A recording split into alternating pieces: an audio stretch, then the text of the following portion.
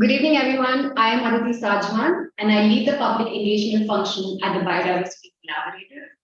On behalf of the collaborative, I welcome you all to the third roundtable discussion of Biodiversity's Us series. Today, we are going to explore an intersectional topic that impacts our everyday, yet somehow slips through the cracks. I'm talking about biodiversity loss and its impact on mental health. Before I go forward, I just want to announce a few housekeeping rules. If you have any question as an attendee, please put that in the Q&A box. We will take the questions toward the end. Again, a warm welcome. As a young professional working at the cusp of environment and social issues, I've been fortunate enough to look at good, impactful work on the ground. But somehow one big news on a regressive environment legislation distresses me, and a lot like me, making us feel like the doomsday is not very far. Today, we can't deny the impact of mental health because of this crisis that's going on. We can't deny it when indigenous communities whose lives are so intertwined with nature face loss of lives, livelihoods, but also experience an ecological grief which is beyond the measurable. We can't deny its impact when children are kept out of school, not because of choice, but because of the toxic environment, because of the smog that we all are subjected to. We can't deny the impact when young activists, 12 or 16 years old, rise from the corners of Mollem, RA, or the banks of the world to fight for people and nature, and yet are put behind the bars for fighting the just battles. What happens to their psyche? Today, we have numbers for everything, and I believe we are getting closer to calculating the rates at which species are lost. We are getting closer to calculating the economic, ecological costs of this crisis. But how long will it take for us to talk about the inner crisis? To address this very issue, I have a very interesting bunch of people, a very diverse panel that I'm very excited to talk about. Our first panelist is also the youngest speaker we've had so far on this platform. It is Gauri Singh, a 17-year-old climate activist, and also a co-team member in Youth for Climate India. Very proud of you, Gauri. You give us hope. Youth for Climate India is a youth-led climate action group that educates, mobilizes, and empowers youth across India to make climate justice a priority for people and politics. Gauri extensively explores this complex intersection of society, focusing on gender-based inequalities in her writings and academic projects. Gauri, thank you for joining us today. Today, 3 in 4 young people experience eco-anxiety. And as I did my research, it also dawned on me that no previous generation of children have grown up in a crisis so severe. You are that generation. What are your thoughts? What are some of the ways in which you and the larger movement, the youth-led climate action movement, are addressing these concerns? The floor is yours, Gauri. Thank you for the lovely introduction, Aditi. So today, I don't come to you as an expert or a very seasoned speaker, but I'm coming as a teenager who carries a very heavy burden on my shoulders. It's a way that many of us, especially the young people, share today. It's the burden of eco-anxiety. It isn't just a term that we find in textbooks or research paper. It's real. It's personal. It's the feeling that creeps into our hearts when we realize that the world we are inheriting is a planet in peril. It's the anxiety that grips us when we read about wildfires consuming forests, when we see species disappearing faster than we can comprehend, and when we hear about melting ice caps and rising sea levels. It's the fear for a future that keeps us up at night. But this eco-anxiety isn't just about the environment. It's also about how climate and biodiversity crises are affecting the mental health of my generation in an overall perspective. There's a constant barrage of grim news that we see all in the media around us about new climate-related disasters and how it's impacting the world. All of this takes a toll on us. It's not just the fear, but it's the grief too. It's the grief for the loss of the natural world we once knew, for the extinction of species we have graced this earth for eons, and for the uncertainty of what lies ahead. It's as if a piece of our very souls is chipped away with each heartbreaking headline. See, I come from a city where the air quality and pollution is constantly in a very deteriorating state. So to grow up in a place where I have to wear masks just to step outside and be able to breathe freely, if that's not what paints like a picture in your head about how bad situation is, then I don't know what else can. And then comes the sense of powerlessness. We are told, that the future is on our hands, but it often feels like we're fighting a battle against forces that are too enormous to conquer. It's like all the time we have this question, can we really make a difference, or will our actions ever be enough? As a teenager, it can be incredibly frustrating and disheartening to feel powerless in the face of climate change. There are a lot of reasons. I'll share one of them. The most significant one is the lack of control. Most of us can't vote or make laws, and the major decisions about climate policies are often in the hands of the older generations. It feels like our fate is being determined by others, and it's really tough to accept. Then there's this time pressure. We see deadlines like 2030 or 2050 for achieving certain climate goals, and it's hard to imagine how much worse things will get if we don't meet them. There's this ticking time clock that's adding immense pressure. Then there's the complexity of the issue of climate change as a whole. It involves science, economics, politics, and societal changes. For a teenager like myself, it can be very overwhelming to try to understand all the intersectionalities and the intricacies and figure out how we can contribute to the movement meaningfully. There's the scale at which climate change is happening today, it's very overwhelming. We're talking about global problems like rising temperatures and species extinction. It's very tough to wrap our heads around this fact, around the enormity of it all, and believe that our actions can actually make a difference. The most biggest problem that I would personally say is the resistance to change. Sometimes it feels like we're pushing against a massive wall of resistance. There are industries and individuals who profit from the status quo and they resist change. It can be difficult to fight such powerful opposition. Then there's a generational divide. So some older people may not take our concerns very seriously, and they very easily dismiss our activism as idealistic. Like, you guys are kids, what are you doing? Just go back and study. This can make us feel like our voices aren't being heard or we're not being taken seriously. And then there's the media overload. While it is playing a very crucial role in raising awareness about climate change, it is also contributing to the sense of powerlessness. Constant headlines about disasters and inaction, it can create a feeling of doom that's very hard to escape. In some places, climate education is also incomplete or it's lacking. So without a solid understanding of the science and the solutions, it's challenging to feel empowered to take action. But here's the thing. Amidst this anxiety and grief and helplessness, there's something incredible happening. There's something that's tying us together. There is a spark of hope that is igniting a fire within us, a fire that refuses to be extinguished. And that is the youth-led climate action movement. Our generation is rising to the challenge. We're taking to the streets, the classrooms, and the digital spaces to demand change. We are speaking out and we're saying enough is enough. It's not just about saving the planet. It's about saving ourselves, our mental health, and our collective future.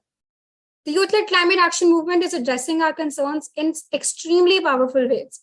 First of all, it's providing us a sense of community. When you're part of a movement that shares your worries and your dreams, it's like finding a second family. We know that we're in this together, and that solidarity brings a sense of comfort that helps us fight this feeling of helplessness. Second, it's empowering us. It's showing us that we can actually make a difference, whether it's organizing small-scale tree planting events in our neighborhoods, advocating for greener policies, or simply just making efforts to educate ourselves and people around us. That means that we are taking action. Third, it's acknowledging our mental health. It's recognizing that eco-anxiety is an actual problem. So many climate action nowadays, they offer support groups and resources for the emotional toll that this fight takes on us. What most of us fail to realize is that all of this work, it can be very draining emotionally. And I've already spoken about how overwhelming it can get. So they understand that we can't save the world if we're not taking care of ourselves. And that comes first. And most important of all, it's amplifying our voices. We are no longer the generation to be silenced or dismissed. We are standing up and speaking truth to the power. We are holding leaders accountable and demanding action. But what's truly remarkable, in my opinion, is how this movement connects the dots between climate, biodiversity, and human well-being. It recognizes that these issues are interwoven and that the loss of biodiversity affects us just as much it does as the creatures we share this planet with. When we talk about biodiversity loss, we're not just talking about the disappearance of exotic animals from distant lands. We are talking about the actual collapse of ecosystems that provide us with clean air, fresh water, and the food we eat. Basically, everything that's essential to our existence. We're talking about the delicate balance of life on Earth and how our actions disrupt that balance. Think about it this way. When bees disappear due to habitat destruction and pesticide use, our food supply chain is threatened, right? When deforestation robs orangutans of their homes, it's not just the orangutans who suffer, it's all of us who depend on those forests to absorb carbon dioxide and regulate our climate. So when we fight for biodiversity, we are fighting for ourselves. When we fight for a climate, when we fight for a stable climate, we're fighting for our mental health. And when we fight for the planet, we're fighting for our future. Let me leave you with this. Eco-anxiety is a very real thing, and the challenges that we are facing are immense. But remember this too. The hope is real, and the power of youth is unstoppable. We're not just the victims of this crisis, we are also the champions of change. Together, we can heal our planet, protect our mental well-being, and create a brighter future for everyone. Thank you.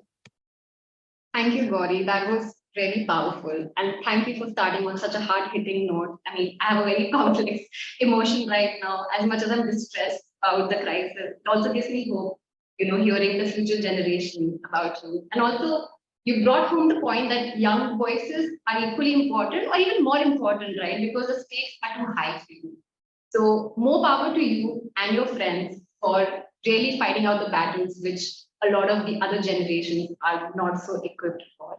So yeah, thank you. And on that note, I also want to talk about another important section of the society that's disproportionately affected by the crisis. I'm talking about the indigenous communities who live in ecologically sensitive areas, people who have developed a very intimate connection with their land through generations.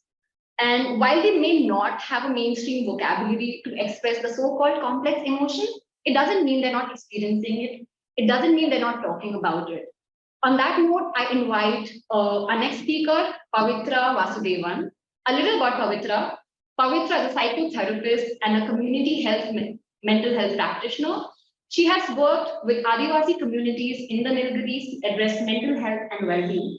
Currently, she works at Dakshin Foundation in coastal ecosystems with communities in Odisha and Andaman Nicobar Islands. Welcome, Pavitra, to this conversation. Pavitra, I wanted to ask you that, you are so embedded in this conservation environment space, and ecologists, economists, even social scientists have looked at different facets of biodiversity loss and what it does to us. But what would someone in your position say about it? What are some of the manifestations on the ground? Because there's not so much that we hear about what's out there. I'm very curious to know what's going on in the minds of the vulnerable communities you engage with on a day-to-day basis. Over to you, Pavitra. Thanks for the introduction, Aditi. Am I audible and Yeah, right? Loud. All right. So today, when we think of interlinkages of climate change, biodiversity, and mental health, we know it's very nuanced and complex. Today, when we focus on some of these narratives, it's from marginalized communities who also reside in high biodiversity areas, which means that they're more susceptible to climate change impacts. The context that I draw upon are from Adivasi communities who are from the Nilgiri Biosphere Reserve, who are also particularly vulnerable tribal groups. And they're largely subsistence farmers, they're pastoralists and artisans, and also from small-scale fishing communities in Orissa and in the Andamans who have in some cases also migrated. Inherently, when we think of the social fabric of Adivasi communities and small-scale fishing communities, it is unique and distinct. However, they historically have always resided in spaces that is very close to the environment and to natural resources where their life and livelihoods are very interlinked to the health of the environment and in the ecological setting. While there are differences in the ways of lives, the common stressors that arise from the biodiversity loss, which impacts their livelihoods and in turn their quality of life and well-being, are very similar. So if you want to kind of explore two narratives of one of the Adivasi community where they're deeply into, and especially of Adivasi communities who are into subsistence farming, their lives are interdependent on farming and collection of non-timber forest produce for their livelihoods and for food security. While in small-scale fishing communities, they rely largely on sea and for fishing and aquaculture for their daily life, which also brings in fish catches, and access to these resources become very crucial, which is from land and sea. And when we bring the layer of impact of climate change and the loss because of this biodiversity, it comes with this large, looming, and undeniable change that we can't miss. And we kind of see it when we hear about irregular rainfall impacting a successful harvest season, or alternate wind patterns that impact the catch of the fish that they go for when they go for fishing trips, or in the additional time that they would have to go away from the coast to get the same amount of fish that they would get like a couple of decades back. So, and all of these happen in harsh, unpredictable climatic conditions as well. So when these, there's like, and when we talk and discuss with communities, they always say how their life is dependent on the sea and what the sea would give and what the land gives to them, and that's what their life consists of. But somehow these unpredictabilities and uncertainties of livelihoods also require other livelihood measures. And what it has done is also to like look for other sustainable, viable livelihoods. So with this, there is like a disappearance or an erosion of traditional knowledge, which also held resilience to the environment through this knowledge that exists. So there's this sense of grief and loss, not from, if not from the same context that we would articulate it, but also in a different cause in terms of attachment and how they kind of perceive this loss in their worldview. And somehow when we discuss mental health and well-being, it's driven by a Western and a very pathological stand, which does not take into account this crux of this mental health issue that brings the whole environment and an ecological setting, and it goes unaddressed in most of these cases. Therefore, it becomes more important to represent community voices and their lived experiences in the discourse of mental health, including biodiversity loss and climate change, because all of these are not parallels but embedded into each other. Something else that I want to kind of also bring to light is how there's a power and resource distribution centering climate change impacts. And I want to highlight how there's a shock and a stressor. And when we talk about climate shocks and stressors, how it impacts marginalized communities can be different. And over here, when I say climate change influenced stressor, it could be in terms of heat waves, monsoon failures, changing fruiting patterns, decline in fish catches, which are more sustained, has a more long-lasting effect on their livelihoods and life. Whereas the shocks could be in terms of cyclones, forest fires, landslides, floods, which are very fast to occur, but also have drastic impacts, especially in high biodiversity areas in coastal regions and in the islands. So it's worth noting that in this disparity, the climate change resilient infrastructure or climate funding is more geared towards urban or well-resourced setups as opposed to rural setups, which are high biodiversity zones where there's very limited healthcare access, which also face harsher impacts of these climate change shocks and stressors. And in this, we also kind of forget the narrative of a physical and a psychological impact. And the psychological impact in many cases is more long lasting. And we've seen it when we walk down with community members, and if there has been like a cyclone many years back and we go to the same place, they recollect it, and it brings those memories of distress. And in also in these memories of distress, there are ways of coping, but the narratives are not captured enough to highlight both of these things to the forefront. And also to think of natural and state disaster funds, it's always geared to bringing more climate resilient infrastructure and response for infrastructure in terms of medicines, in terms of equipping people at being in when there is a disaster, but hardly for psychological impacts. And this gap kind of exacerbates uh, on the stressors that's on their livelihoods, which kind of perpetuates the cycle of debt, poverty, poor health, and then of mental health as well. In this context, like resources could be more distributed, considering social inequities. And when we address climate change, adaptation, mitigation, and resilience, we need to look at both the stressors and shocks, and how community mental health resilience narratives also need to be weaved into these resilience that we want to think of. And the last thing that I kind of want to highlight is also when we talk about climate change impacts and biodiversity loss, there's always a tone of overwhelming distress, and it's heavily jargoned, and it some ways also alienates us from how we connect to our everyday lives.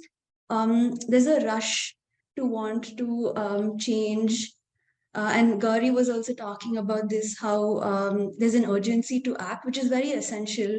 But somewhere in the rush to do this, we forget how we are always also responding to the problem.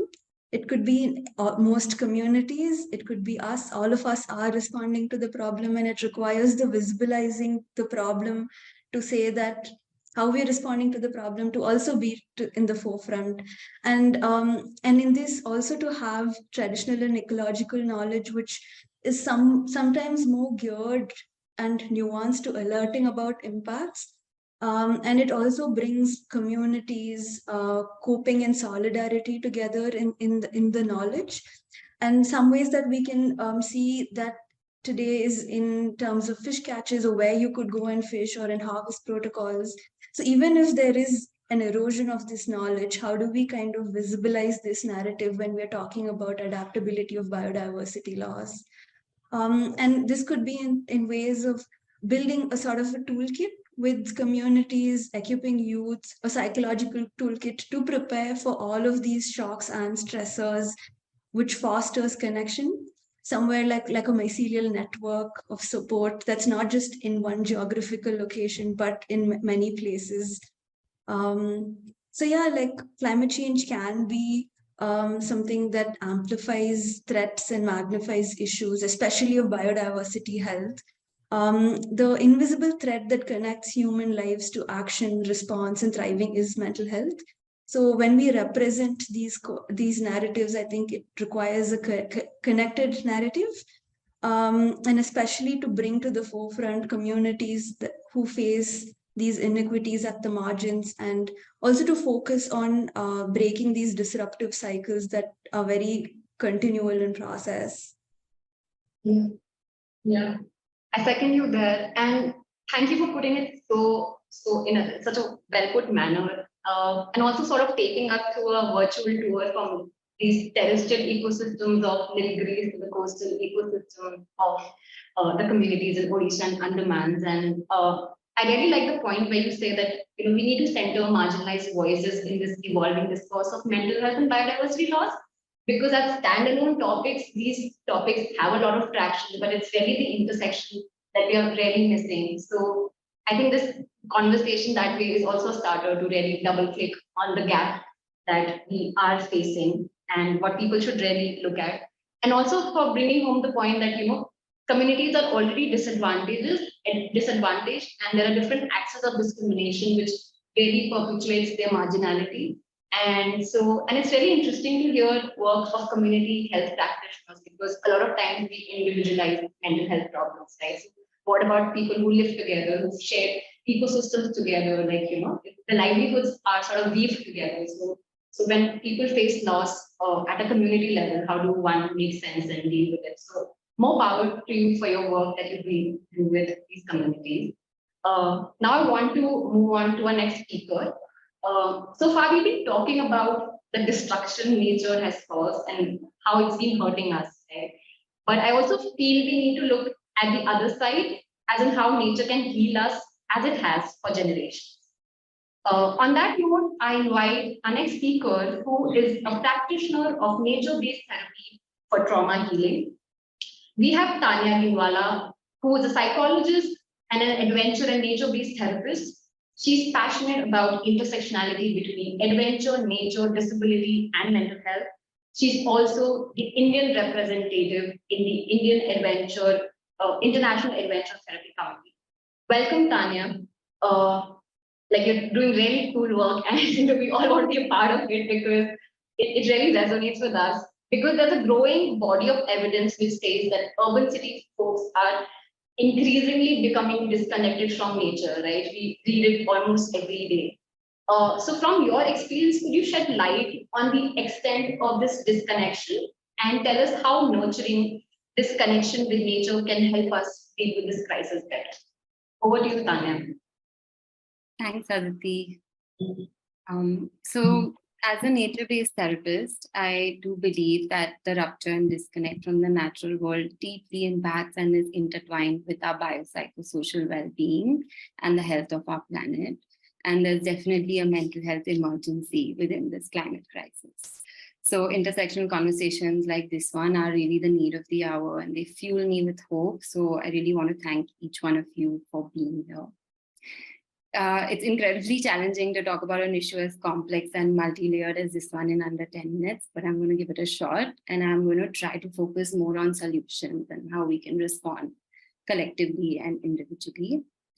And I'd like to start by acknowledging that we are dealing with a systemic problem and that we need systemic change, not climate change. We need to reframe climate anxiety as climate compassion, for it isn't something to be pathologized. So fear, anger, grief, terror, and sadness are very valid, appropriate emotional responses to the state of our world today. And they can drive distress, but they can also be harnessed for meaningful and courageous climate action, as we've seen already with the speakers earlier. And it's possible to be thoughtful about how we approach this. And I really believe that climate anxiety isn't something to be soothed, but instead it's something to turn towards in community, just like we are now, and find ways to express and engage with it. So we know that climate change emergencies and biodiversity loss are deeply linked with psychosocial distress and structural oppression, and that not everybody is impacted equally. And we know that multiple marginalized identities can compound on each other to increase one's risk to climate change. So, for example, folks with disabilities live at the intersection of all of these systems of oppression, and they're significantly at a higher risk. And often they're left behind in activism efforts. And also people who live in intimate relationship with quickly changing landscapes, like farmers and tribal communities and indigenous populations worldwide, are also specifically more vulnerable. And here in Himachal, we've been witnessing the impact of climate change and biodiversity loss on the local Gaddi community quite closely. So the Gaddis are a fast vanishing agro-pastoral community in the Himalayas. And our outdoor therapy programs collaborate with projects such as the Kareri commune, which is a homestay in a quaint Gaddi village with around 30 houses. And the project aims to support the preservation of Gaddi culture and wisdom and generate livelihoods for the youth and the women in the community, and to slow down urban migration as well, while restoring dignity and valuing the lived experience and Gaddi wisdom from centuries. So recently we lost the last shepherd in Noli, and it brought up deep grief and questions for us around, what has been lost with him, and how do we meaningfully engage with and preserve these wise ways of moving through the world. And I really feel this need for the guidance of elders now more than ever. And what does that really mean for us? So through our interaction with the Gaddi community, and of course they are our guides on the trail and our support system to navigate through the mountains. And through this process and this relationship, we learn to give space to indigenous knowledge and harmonious ways of coexisting with nature. And together we can have conversations around redefining narratives around development and progress and what that means to each of us. and restoring dignity and respect for the community by valuing their lived experience and wisdom. And it's really important that adventure and nature-based therapy doesn't exclude the local community. So the question is really, how can we slowly repair the ruptures created by colonialism, capitalism, and navigate how to journey together with local communities and heal ourselves and the natural world in the process. And together, I really believe that we can discover very inclusive, creative, and innovative and resilient strategies to preserve this rich heritage. So I'll talk a little bit about how trauma and systemic oppression disrupt safety and stability in our bodies. So an important point is that oppressive systems and oppression in general really relies on our disembodiment and disconnection. And nature-based therapy has the potential to support us to slowly find our way back to connecting with ourselves and our bodies, with community, with the land, and the more than human world. And people who've experienced trauma and oppression can scaffold that process of feeling safe in their bodies by beginning to feel safe in nature, with animals, and in a facilitated small group therapeutic setting. And nature connection work is subtle but vital.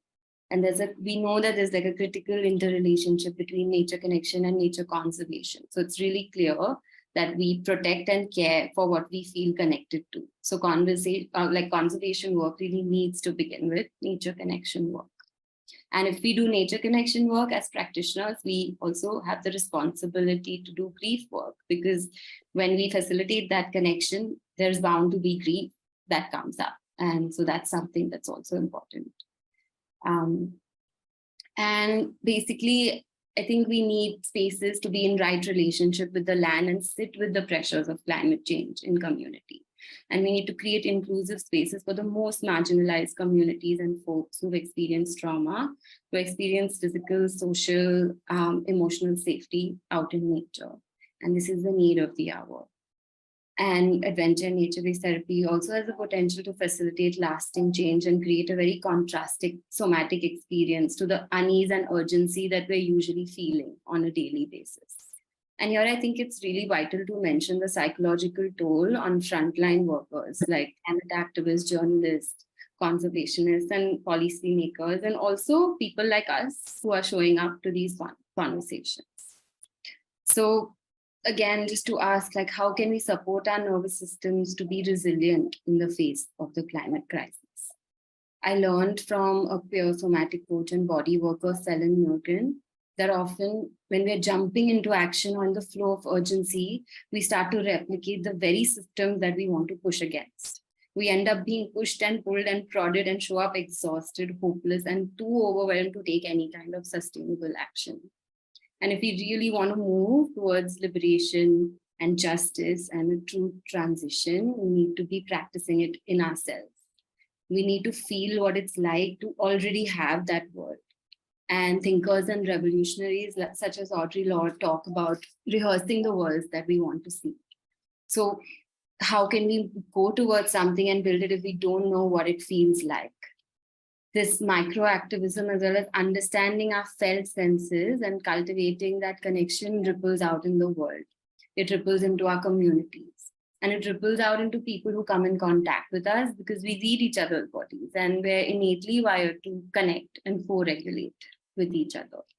So we really have to figure out how to sustain ourselves for the long haul, right? And everybody's answer can be different depending on the culture they're from, the community they're from. But it's important to ask, how can we live with this urgency without being in it constantly? And it leaves us with many choices of how we want to be involved, and each of us has a different role to play. So although the problem is really complex, learning more about somatic approaches to healing, I'm slowly realizing that perhaps the solutions need not be as complex as we imagine them to be. And also interacting with the Gadi community has taught me this, that it's often not very elaborate, complex solutions that we're looking at. So really asking this question of how can we practice the world we want to live in this very moment. And that's why it's really important, I feel, for nature lovers, climate activists, health professionals, conservationists to take time to connect with nature, to rest, to rejuvenate our nervous systems, on hope, on inspiration, on motivation and resilience, and move towards solutions that emphasize this beauty and interconnectedness of nature and move beyond just presenting dystopian ways of to present this problem in very dystopian ways. So I just want to invite you right now to take a deep breath and to stretch, to move, to drink water if you need to relax your body in whatever way you can in this very moment as you take in all of this information. And it's just asking, is there something you can do to lean into ease and comfort in this moment? So outdoor therapy programs can be a place to practice new skills and new ways of being, and to connect with community and to the land, to form webs of safety and belonging, to reclaim pleasure, leisure, rest, play, connection, joy, song and dance and movement. And they can be spaces where we can gather hope and resilience, the kind that percolates down to the everyday and gives us the energy to make different choices and generate sustainable actions that align with our visions and values for our planet. And now I'd just like to show a very, very short video that really, I think, is basically a montage of little moments that from our program that represent all of that, what we've spoken about. So thank you.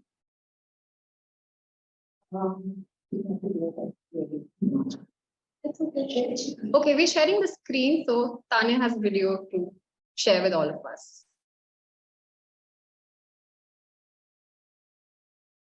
Is it visible on the screen?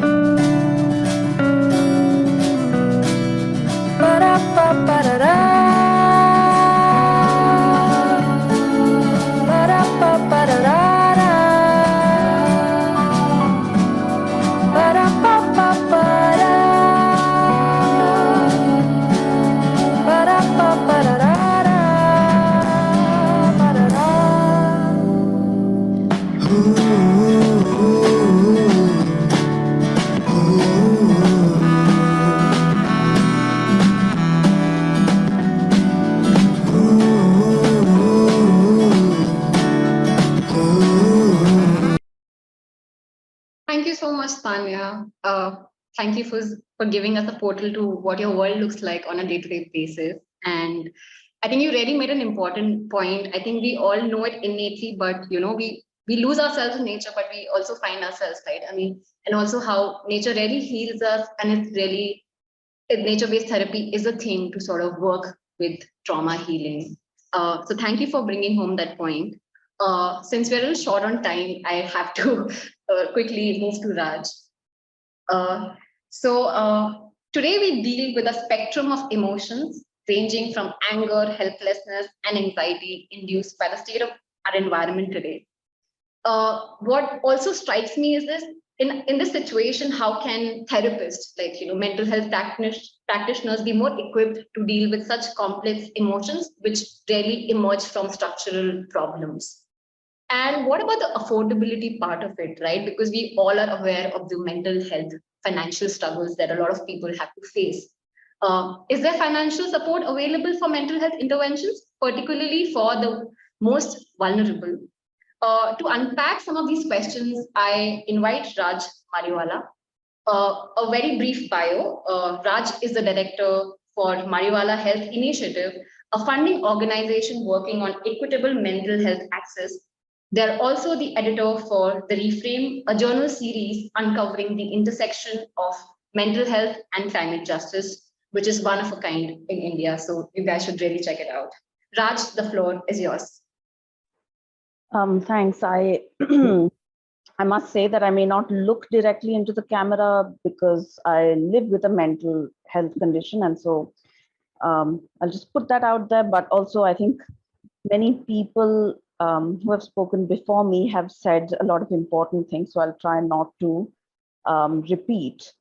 But I think before we talk really about, I would say, solutions or therapy, it's very important to reiterate that, there is a big disconnect. And partly, my co-panelists have spoken about it, that both the mental health discourse and the climate change discourse is Eurocentric. And by that, I mean white, able-bodied, cis heterosexual male. And it's very expert-led, but it also reflects very privileged narratives that then promote individual solutions. So the moment that we say that some of the solutions could be talk therapy or psychiatry, that's a bit of a problem because we are still focusing then on the biological. And here's, I'll use an example to illustrate because, there's a lot of jargon in mental health. Speaking about indigenous communities or Adivasi community mental health, if you look at any systematic review, anywhere in the world, but in India as well, most reviews will say substance abuse is the major mental health issue faced by tribal communities, which means then our kind of solutions fall only to brackets, talk therapy, counseling, psychiatry, right? This doesn't allow us, for example, to look at a more psychosocial approach, which recognizes that systemic barriers and marginalizations specific to particular contexts affect people's well-being. So the moment I say that, how is it going to help us reframe this? Of course, for indigenous communities, the loss of land and place, ecological changes over time, they have led to complex grief, loss of identity. And of course, then these disruptions and stressors are linked to substance dependency as a coping mechanism, distress, suicidal ideation, social isolation, and depression.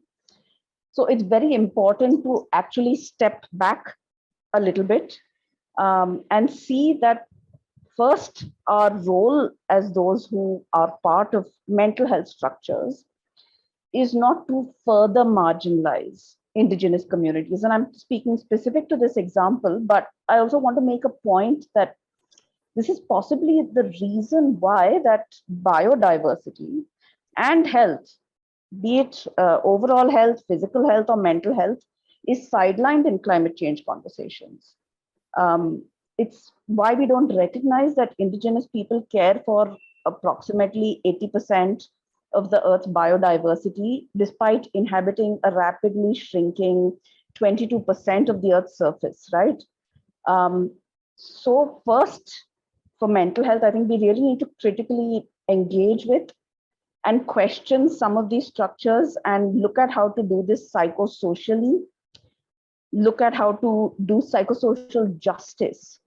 And also for both discourses, really question neoliberalism and profit motives as something that contributes to, I think, further oppression and violence in both climate change discourses and mental health discourses, right? And, we don't hear that much about changes in marine populations or insect populations and the knock-on health factors such as diarrheal diseases, malaria, suicidal ideation. Now, from a mental health perspective, I was doing some reading, and the more papers and research one reads, you find out that the value of biodiversity and human life or human health has been referred to as a non-market impact. Conversely, if you look at it the other way, we look at the inbuilt ableism in mental health, because in 2020, figures said that the costs of poor mental health and reduced productivity are going to be 6 trillion by 2030. So look at both sides. And that's why we have the disconnect. And that's why, for those of us in mental health, I think before we talk about services or anything else, we really have to foreground the idea that our well-being and our mental health are intimately tied to the health of our ecosystems. And if we are to do mental health work properly, it is imperative for us to challenge structural inequalities, counter systems of privilege and power, and to build solidarity and allyship, especially because psychology is in danger of us obfuscating like the major issues. The danger of climate anxiety becoming a pathologizing term, the danger of climate anxiety individualizing distress, further obscures the violence of neoliberal systems that affect both things. So I think when it comes to therapy or mental health services, we need to radically re-envision mental health care, what care even means, both in policy and services for biodiversity loss and climate-induced distress. And thus, first, mental health advocacy needs to rally for more than just therapeutic access and clinician rooms. In all mental health interventions, we need to incorporate a rights-based lens and equip practitioners to respond to structures of oppression that are socio-cultural, economic, geopolitical, and policy-based, right? Because otherwise, if we don't do this and we don't recognize that mainstream frameworks of mental health can perpetuate distress, trauma, and oppression of marginalized communities. And I don't mean only indigenous communities, but also disabled, Dalit, queer, trans, and other historically marginalized communities. So before we talk about the funding for these things, we have to navigate climate distress through affirmative lenses informed by knowledge and lived experience from the margins, understanding of class and caste inequalities, historical uprooting, generational loss, colonial history, extractivist politics, racial, casteist, gendered inaccessibility to recourse of violence, right? And so now I'll move to services and say that our clinical work at a more kind of tangible level, we really need to look at psychosocial justice and building networks and linkages towards tangible avenues of livelihood, housing rights, food security, but also those who live in conflict zones, disaster areas, those who are refugees, and really look at empowerment and building the capacity for agency and resilience, agency and resistance as a new way to think about resilience. And I'll give you some examples. Income transfers, just plain income transfers to vulnerable communities have shown to be a good protective measure for suicidal ideation. Some of the programs that we work with farming communities who, yes, offer counseling support, helpline, led by those communities, by farming communities themselves, but also linkages to different government schemes, to different welfare schemes, to debt relief.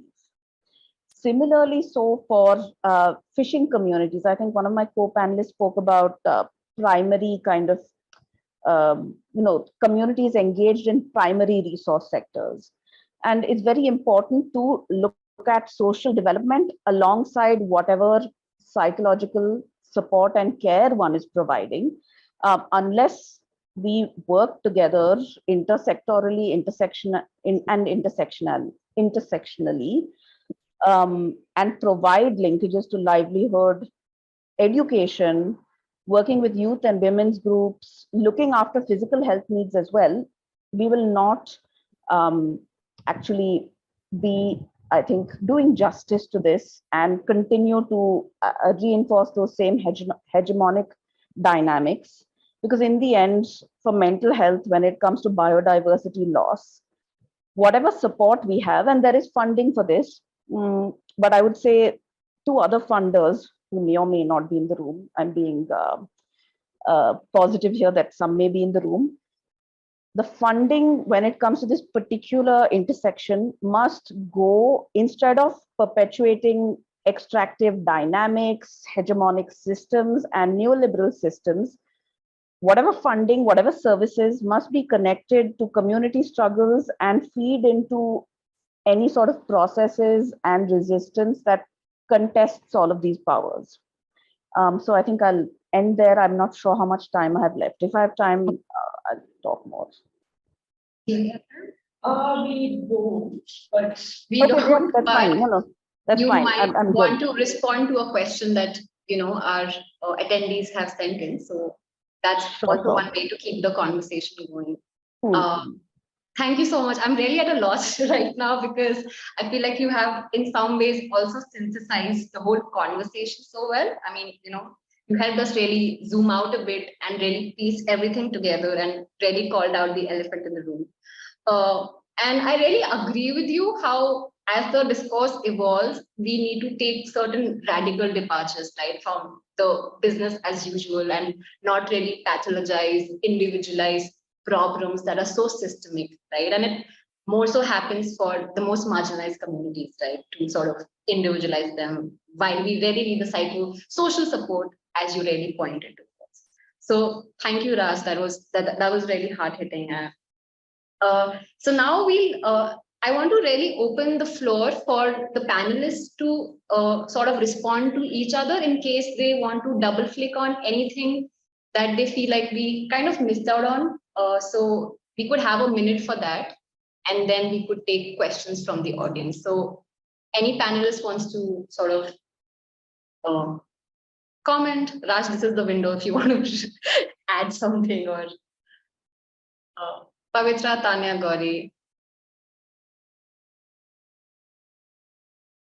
Okay, so I'll take the questions, right? One of the questions that we've got is, how does gender play a role in the impact of anxiety? Is it similar, different for different genders experiencing the crisis? Anyone who wants to take this question? Raj, do you want to take this up and speak a bit about MHI work, how you guys look at it? I mean, if the mental health practitioners in the room want to speak to it, since I'm not a mental health practitioner, I approach this from a lived experience lens, but maybe the mental health practitioners want to answer this first. Yeah, Pavitra, Tanya.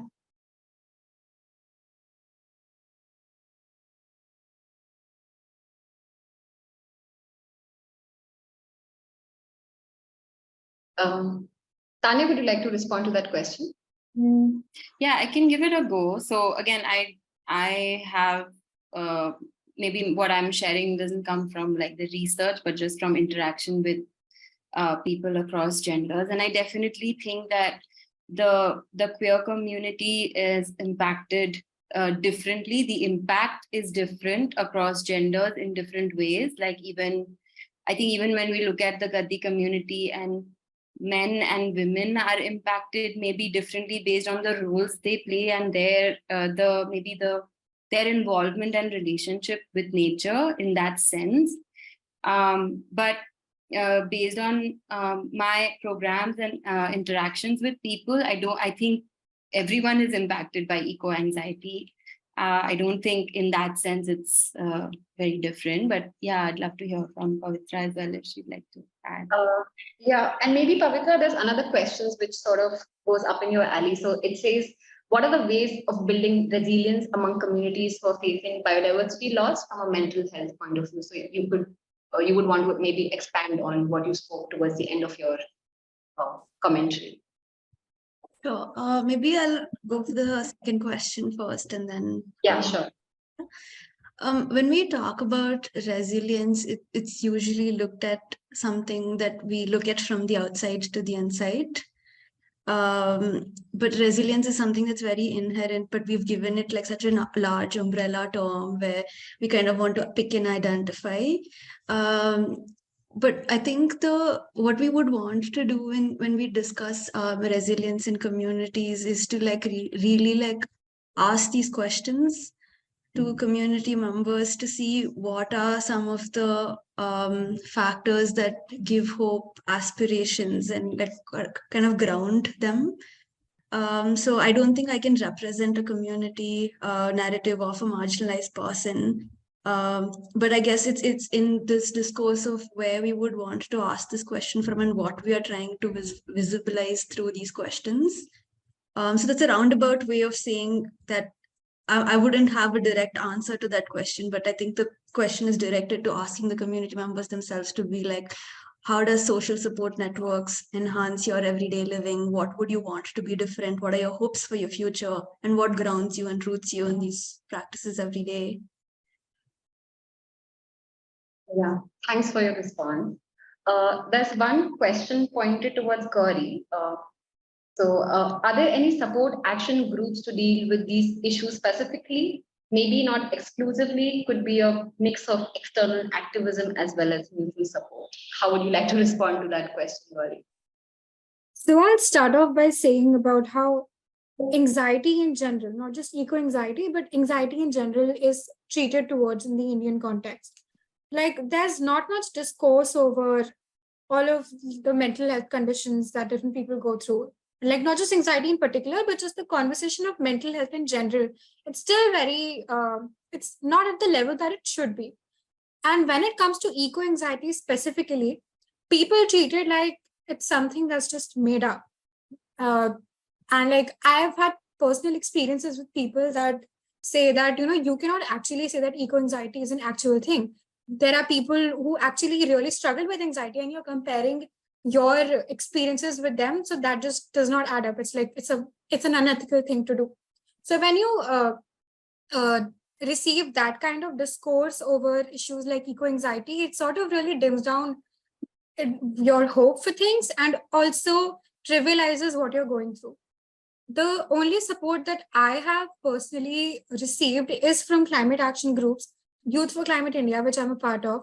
We have always encouraged open discussions on eco-anxiety, and at our Climate Justice Library in Delhi, we held a session for the community as well, to speak up about the issue and also share their own personal experiences. 2 of our team members were featured on the Vice Group's news article on eco-anxiety. And if you guys want, I can share the article's link with you. And yeah, I think personally just connecting with like-minded people and reaching out to groups that are actively involved in the environmental movement and the climate justice movement at large, I think that they will be able to understand what you're going through better. And I'm pretty sure that there are therapists who deal specifically with anxiety relating to ecological matters. To my knowledge, like I'm really not sure, but if we delve more into it, and if you guys reach out to climate action groups, I'm pretty sure you will get many leads. Thank you for your response. I think we'll close the Q&A session since we are also running out of time. But thank you, each one of you. What I see a running theme across all your commentaries that, this is a problem so big and we might be all affected by it in different degrees, but the only way out is to work together, to build solidarities, and to see the problem as it is and not sort of reduce and diminish it to an individual problem and not just pathologize people, right? So thank you so much. And on that note, I also want to invite our coordinator, Dr. Ravi Chellam, to give a vote of thanks to the wonderful people who've been part of today's conversation. Over to you, Ravi. Thanks, Aditi. I'm still processing much of the rich conversation. I mean, I have some passing familiarity with issues related to mental health since we have a counselor in the family. But I want to begin by thanking Gauri, Pavitra, Tanya, and Raj for agreeing, accepting our invitation, and throwing everything into the short time that we were able to give them. I also want to thank the large, diverse audience, not just for attending, but actively engaging through several comments and questions. This has been one of the more active chat groups we've had, let us say. And of course, want to thank the team that's made this possible. Aditi took the lead on this with able assistance from Nimisha, Prathama, Nivedita, and Anindo, and our two interns, Dhruv and Lisa, and tech support from Gautam, and of course, the support from Rohini Nilakani Philanthropies, which makes it all possible. There have been a few queries wanting to link with us. The Biodiversity Collaborative website is there. There's a contact email address. I've shared my email address with a few of you. Let's keep in touch. One thing that is coming through is that these are complex issues. These are complicated issues, not just the one we've had. The one on agriculture and biodiversity also had a lot of interest. And some note for us is to make sure that we actually set up follow-up conversations. We might want to do these conversations much more frequently so that the engagement continues. Not only with the audience that attends the first time, but maybe even attract fresh audiences. Take care, keep safe, all of you. Good evening. Bye. Take care, guys. Bye-bye.